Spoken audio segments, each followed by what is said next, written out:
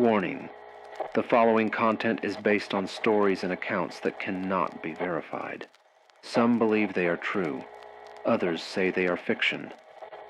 View at your own risk. I never believed in superstitions. Mirrors breaking, black cats, midnight whispers. It was all just noise to me, until I moved into the apartment on Fairview Street. The rent was cheap, too cheap. The kind of deal you don't question when you're desperate. The landlord didn't mention the mirror. Nobody did. It was fixed into the wall of the bedroom. Old, full length, with a frame that looked like it had once been beautiful, but was now rotted and blackened with age. The glass had faint scratches running across it, almost like writing that had been rubbed away. The first night, I barely noticed it. I was too tired, too busy unpacking boxes. But sometime around 3:30 a.m., I woke up. Not because of a sound, not because of a dream, just awake, and the mirror was glowing. Not bright, not like a lamp, but a faint shimmer across its surface, like moonlight trapped beneath the glass. Then came the whisper, "You shouldn't look." I froze. The room was empty. My phone was off.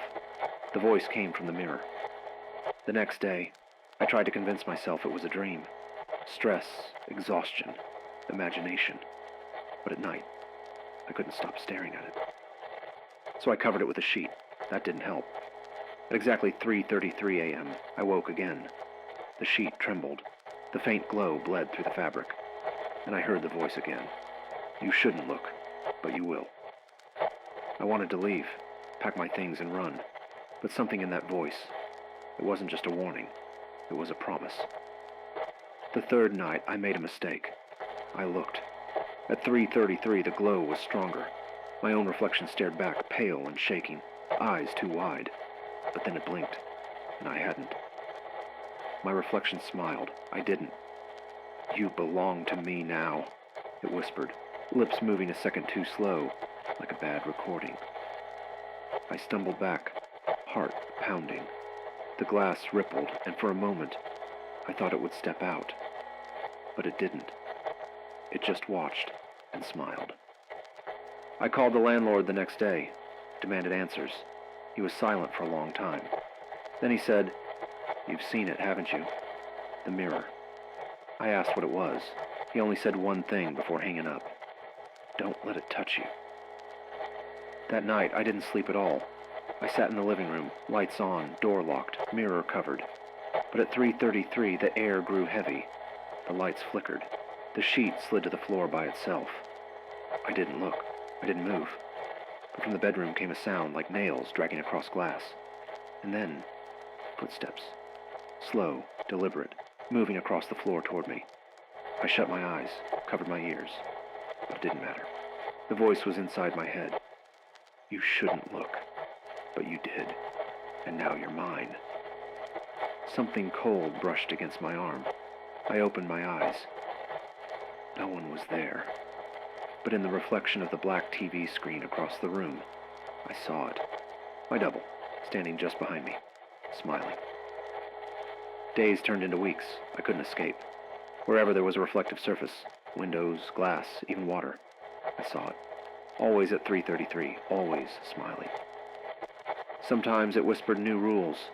Don't answer if it calls your name. Don't follow if it beckons. Don't ever look too long. I broke one. I stared too long. My reflection moved faster than me, tilted its head, reached out a hand. The glass rippled, and I felt its fingers brush mine. For a moment, the world went silent, and I knew I hadn't pulled back fast enough.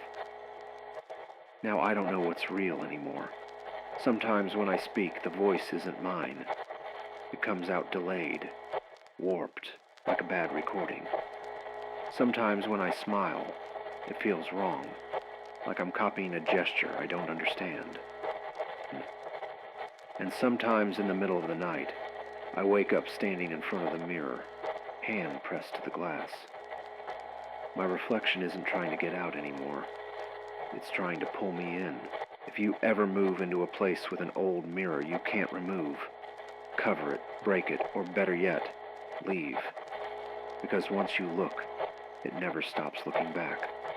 And when 3:33 comes, you'll hear it too. The voice that whispers from the other side. You shouldn't look, but you will. Every word I say is not mine anymore, even this.